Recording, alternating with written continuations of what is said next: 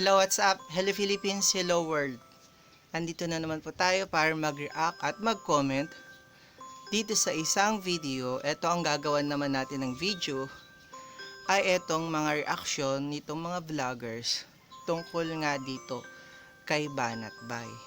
As of yesterday, napanood ko nito kay Ballpoint na parang sinasabi niya na hindi na nga daw nag-vlog si Banat Bay ngayon at mukhang magbubura na rin daw ng YouTube dahil na-stress na nga dito sa ginawa ni Trillanes. Ito na nga ang sinasabi ko. Gumawa ka ng mabuti, deadma lang. Gumawa ka ng mali, mapapansin ka at pagpepiestahan ka. So, eto na nga. Depende na lang kung ilan bang pagkakamali ang nagawa ni Banat Bay at ngayon sumisikat siya dahil dito sa mga maling ginawa nila. So yan, pinagpipiestahan na nga kayo ngayon. So totoo nga ba?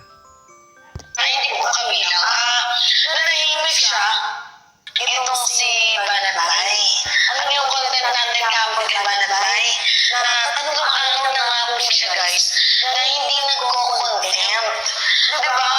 Wala na po siya. Malay nyo busy lang. Marami pang pinapagawa si Digong sa kanya. Masyado naman kayong makapag-react. Baka namamasyal o kaya ini-interview niya si Digong ngayon para sunod-sunod ang content niya. Di ba?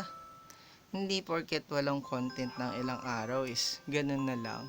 Pero malaki rin ang possibility na malamang nahiya na siya sa mga pinaggagawa niya. So, sa mga ganito kasing sitwasyon, hindi lang mismong si Banat Bay kasama na rin dyan ang family mo. Kung may mga kahiyan kang ginagawa, so mapapasama sila kahit hindi natin sadyain. So siguro nasabihan siya ng family niya na tama na yan, baka madagdagan pa yung kaso mo. 'Di ba? Hindi naman masamang pumuna, pero ang masama yung magbintang ka. Pwede kang maglagay ng ibang mga words para sabihin na hindi mo pinipinpoint kasi sila ay point talaga, point na point parang si Ballpoint. Siyang post sa kanyang YouTube, even sa kanyang Facebook, na nanahimik na siya. So kabilang po guys, hindi po kabilang. Nanahimik siya nung time na inilabas yung sabi niya. Sino ba naman ang hindi matatakot, 'di ba? Mas masarap atang mabuhay sa labas kaysa sa loob. Oo, depende na rin yan sa pakikisama mo. Pero hanggat maaari, mas maganda kung makukulong ka doon sa paraan na meron kang pinaglaanan kung bakit ka nakulong. Hindi yung dahil dito lang sa maling paratang. So mahirap magsalita ng tapos. Kailangan lahat ng sasabihin natin, pag-isipan muna natin ng mabuti. Kasi maraming pwedeng mangyari. Kaya nga 'di ba, think before you click. Kasi sa social media, isang pagkakamali mo lang, worldwide ka na agad. Sikat ka na agad. First letter Antonio Trillanes. Ako guys, sa isip ko lang siguro medyo nalayo. Yun yung isip ko, medyo nalayo. Or natakot. Itong si Banat Bay, kasi nga gusto sinampahan ka ng kaso. Yung kaso.